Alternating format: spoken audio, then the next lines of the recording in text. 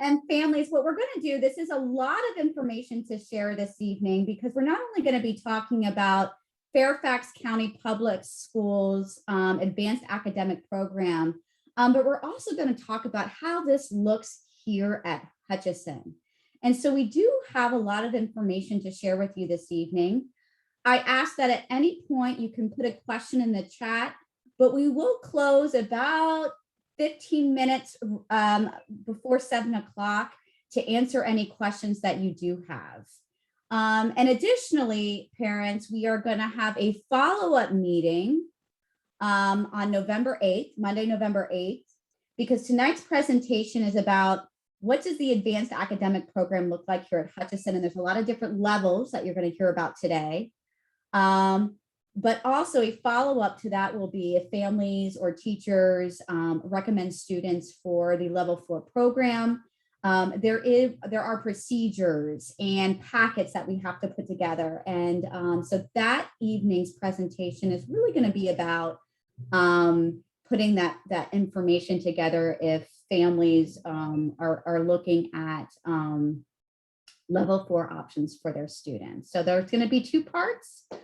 Tonight, again, is really the overview of our advanced academic program. And thank you so much for coming this evening. This presentation will be recorded and we will post it on our FCPS website in case you want to go back and refer to the slide deck at your own time. And with that, I'm going to turn the mic over to Ms. Demetria Scott, who will be facilitating tonight's presentation. Hey, good evening, and thank you, Ms. Aiel, and welcome. Thank you for everyone for being here. Ms. Scott, I don't think we can hear you. Okay.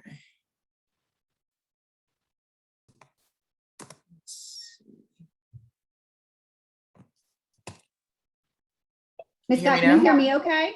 Yes, can you hear me? I can't hear you, so let me We can hear her.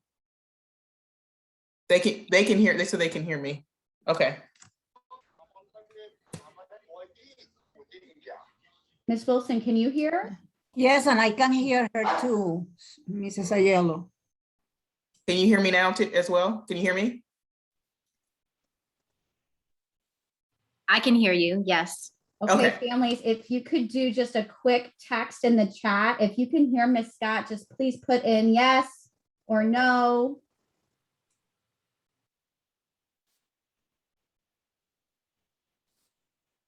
Okay. Okay. I'm not sure why I'm not. Well, Ms. Scott, if you need anything, just text it on my end. I'm not sure why I'm not able to hear, but go ahead. Okay. So good evening, and thank you all for being here. My name is Demetria Scott, and I am the advanced academic resource teacher here at Hutchison. And this evening, I'm just going to share with you just some information about gifted services in FCPS, known as Advanced Academic Programs, or AAP is the short version. Go to the next slide.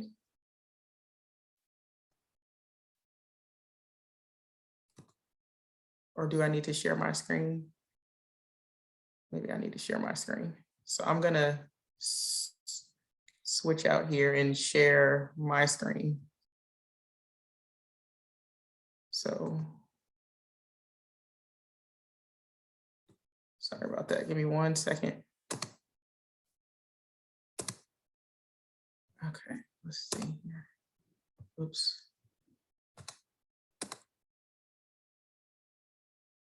Okay.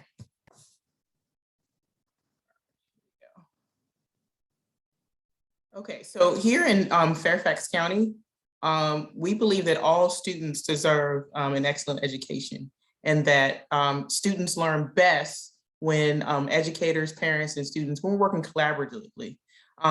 We do set high expectations for our students because we believe that they will rise to the challenge. And all students need opportunities to use their strengths to pursue their interests. And real quick, this is the Virginia Department of Education's definition for gifted. Basically, it defines gifted students as those who demonstrate high levels of accomplishment, or those who show potential for high levels of accomplishment when they're compared to their same age and experience or environment with their peers. So same age peers in the same experience in the same environment. And then the Virginia Department of Education requires that all school divisions identify those students, those gifted students, and also provide them with instructional services to meet their needs. And real quick, this is a local plan. Every district in the state of Virginia is required to identify gifted students and to provide them with instructional services and come up with a plan for that.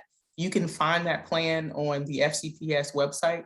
So you can go on and do a search for local plan, and then it'll pop up, and then you can actually kind of read the details about what that plan looks like here in FCPS.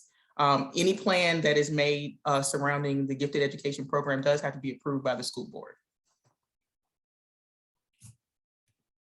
All right, so the advanced academic program, we have two goals in mind, and that's talent development and also differentiation to meet the needs of those advanced learners. So I'm going to take a few minutes and kind of talk about what that looks like and what that means for students here at Hutchison. So starting with talent development, the focus is with talent development is the belief that all students need an opportunity to go more in depth in areas of strength and interest. So we're going beyond the surface. Students also need opportunities to develop ownership skills for reflection and goal setting. And while we recognize that the importance of talent development for all of our students, we also know that support services like Young Scholars Model, which we are a Young Scholars School, that is also important in identifying and nurturing students who are part of underrepresented populations. And I will talk more about Young Scholars a little bit later in the presentation.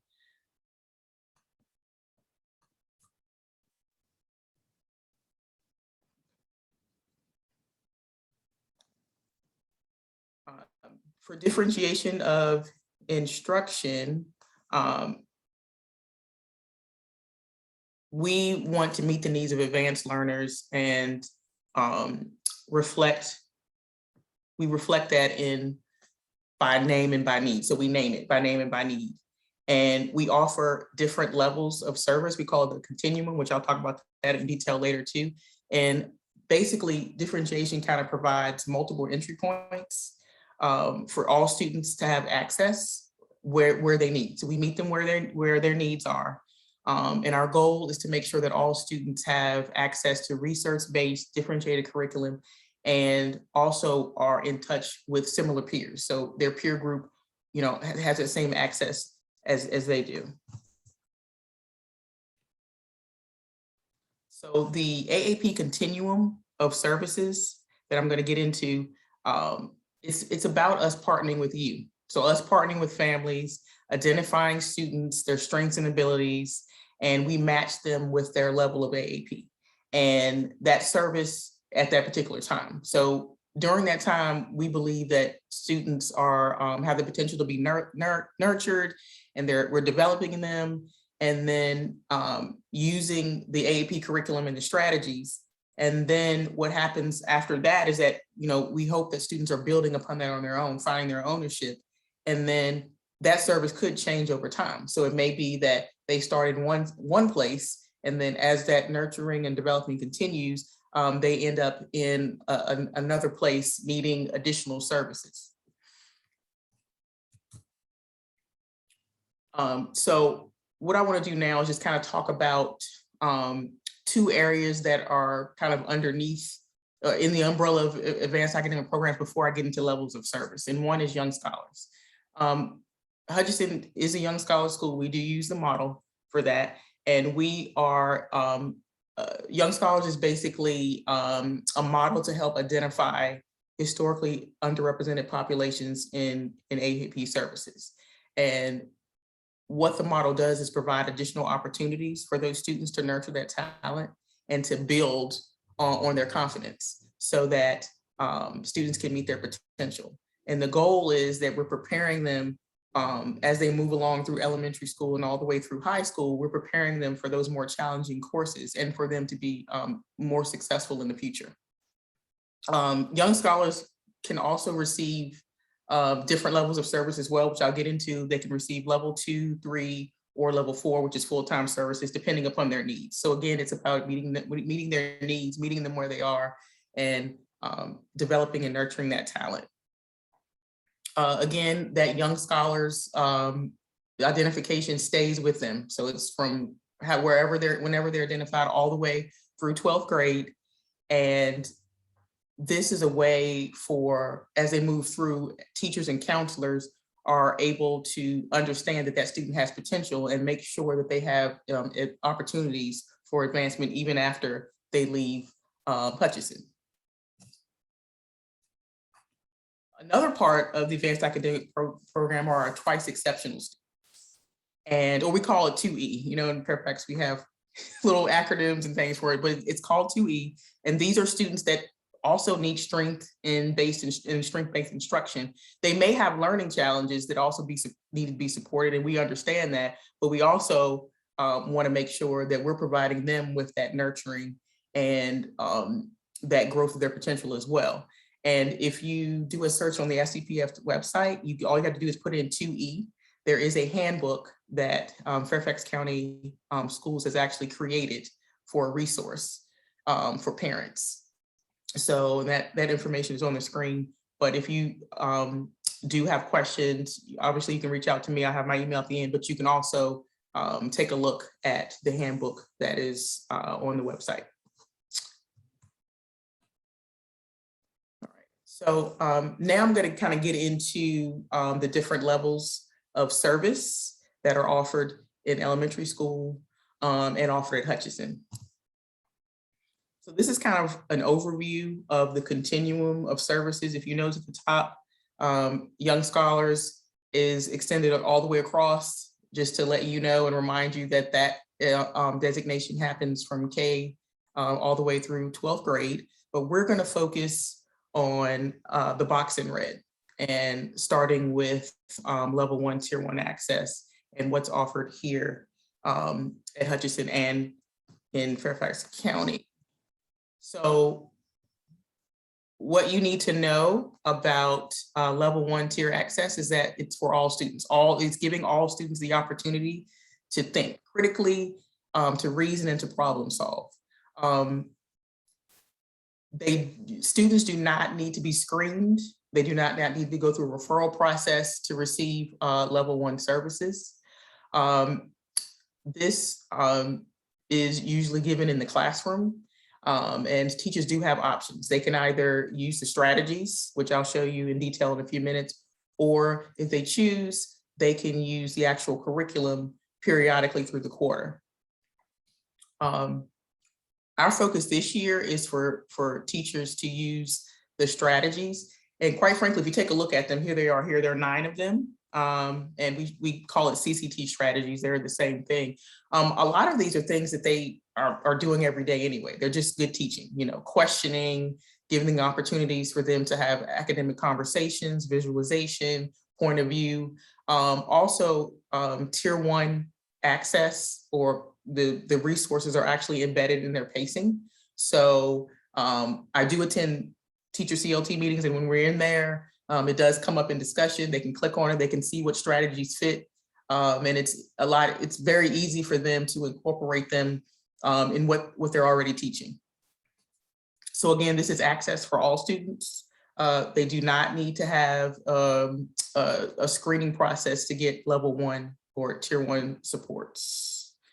Also, I wanted to share, if teachers choose to, they can also use some of the resources. And these are just examples of some that we have for all content areas. Hutchison, we do have DBQs, which is basically document-based questioning. That's for social studies, that's in the top left.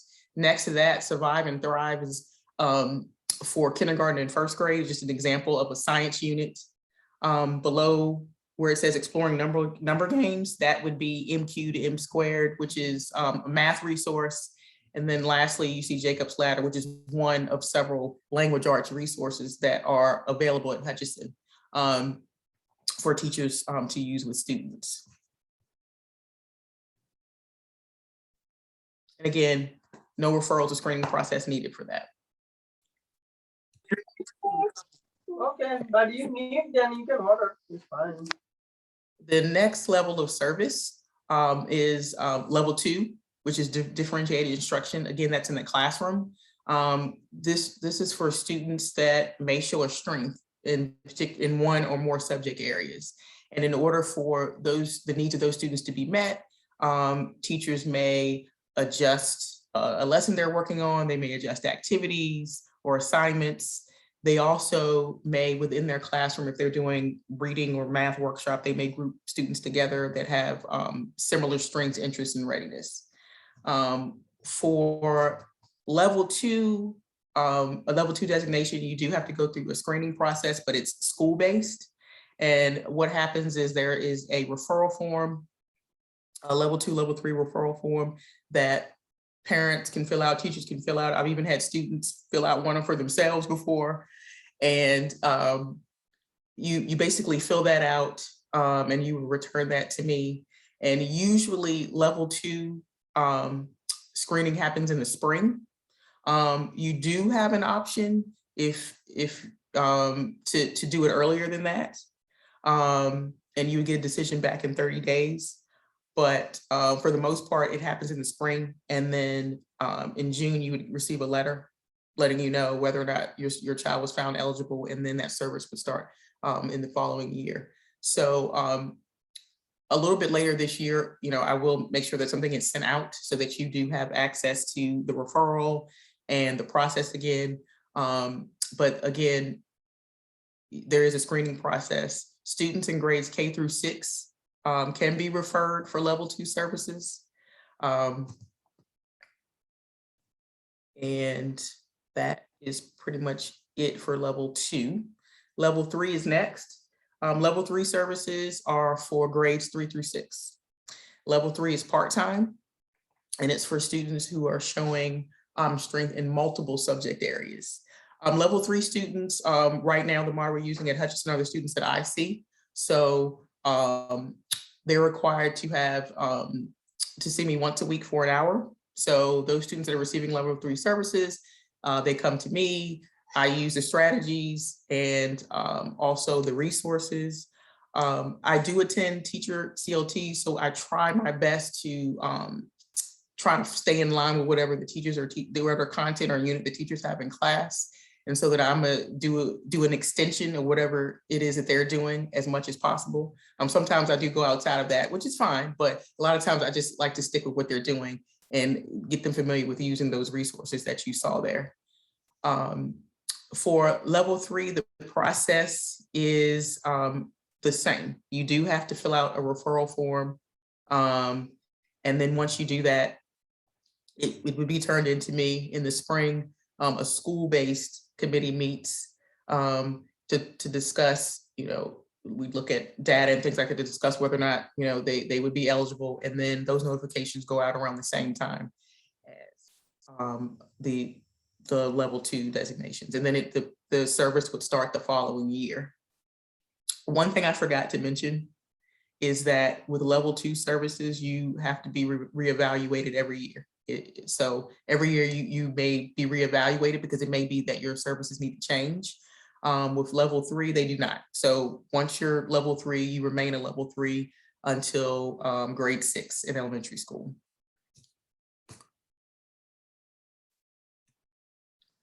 And then finally is full-time services, which is level 4 services. And this is what Masaela referenced earlier, where we'll be getting into the screening process at a later date because it's a lot of information. For level 4 services, we do recognize that some students need full-time services. They need a faster pace, and they need more access than just quarterly or periodically. So these students are again rising 2nd through 7th graders can apply for, can refer, and then if they are found eligible, it happens the following year. So that's why you see grades 3 through 6 there. The referral process is pretty extensive. You do fill out a referral for that. The due date, we'll talk about it, but I can, the due date is December the 15th. So if you're thinking about that now, just letting you know, that's when the due date is. I will go into more detail about that when we have our next meeting. But there's a referral process. There's also a portfolio that has to be put together. I work with teachers because teachers have a big part in it as well. There's some things they have to do.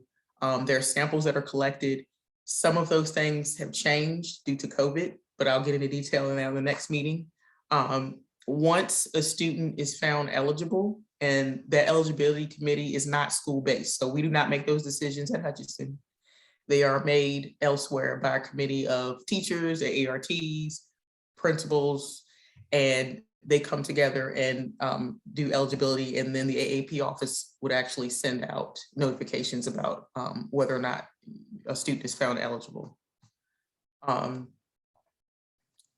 There's the information there. So spring screening, if you're interested in having your child referred for level 4 services, the date to turn in the referral and any of the optional information that goes with it would be December the 15th.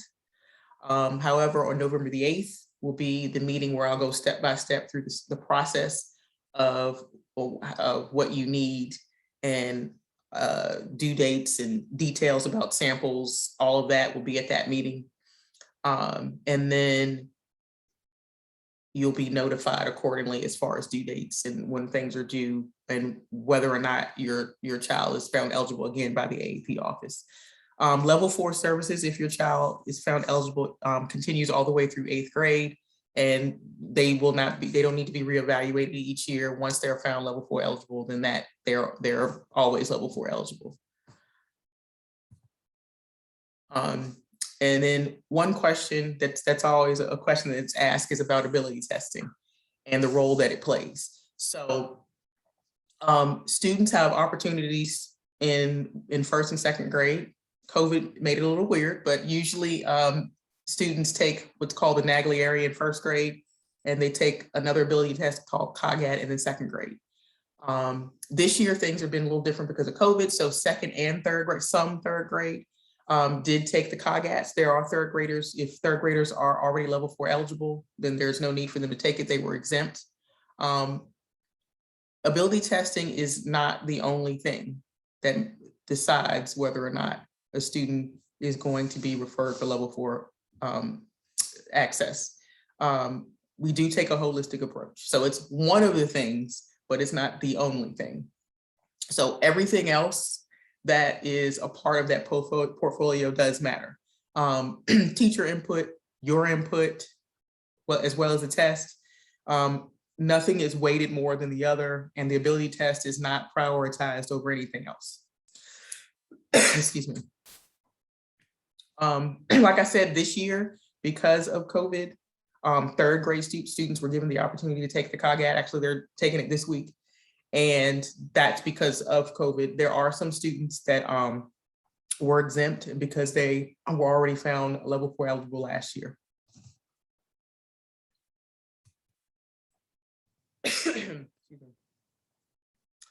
If you have any questions at all about anything, if you want to know about how to use, you can actually use CCT strategies at home. If you want to know how to use CCT strategies at home, email me. If you have any questions about current levels of service, if you're not sure, if your child has a designation, if they are a young scholar, if not, what it is, please feel free to email me. And here's my email address right here. Excuse me. Ooh. I'm going to open it up. Oh, now for questions. If anyone has any questions, I'm seeing in the chat, but please feel free to ask.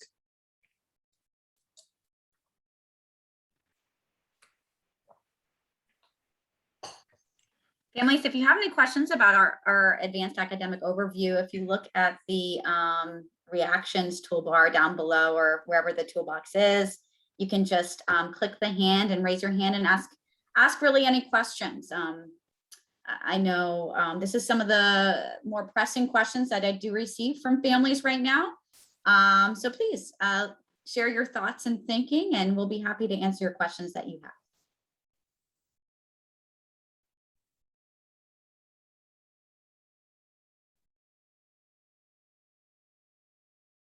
I see a question in the chat.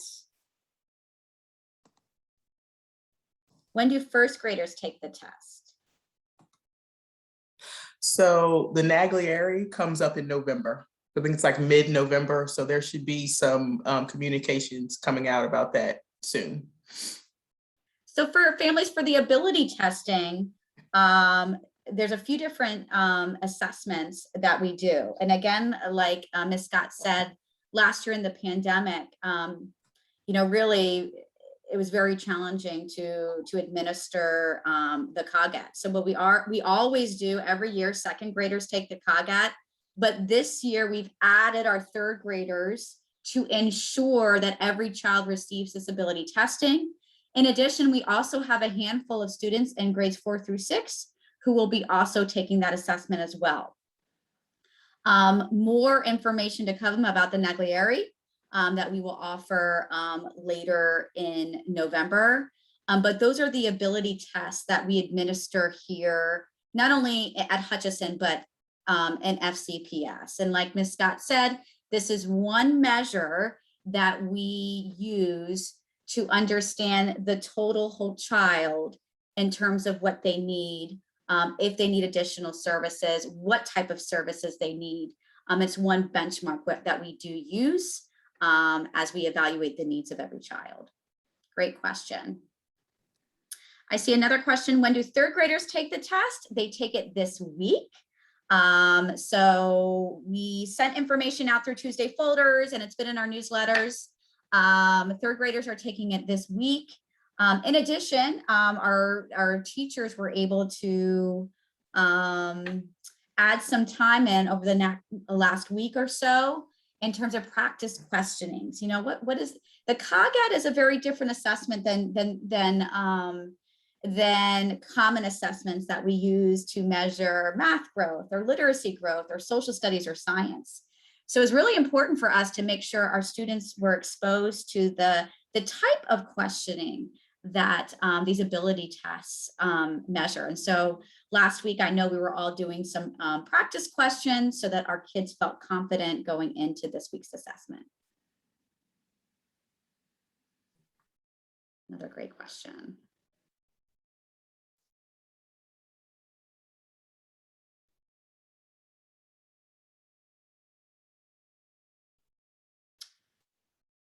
Are there practice questions for first graders in terms of the Naglieri? You know what? I'm going to have to get back to you on that question. I'm not sure there is. We did have some practice, kind of assessments, the questions for the COGAT. I'm not sure if we have that same level of practice for the Naglieri, but I think I will have to kind of check in with my testing coordinator on that because I'm not sure. I want to say no, but I'm not 100% sure on that.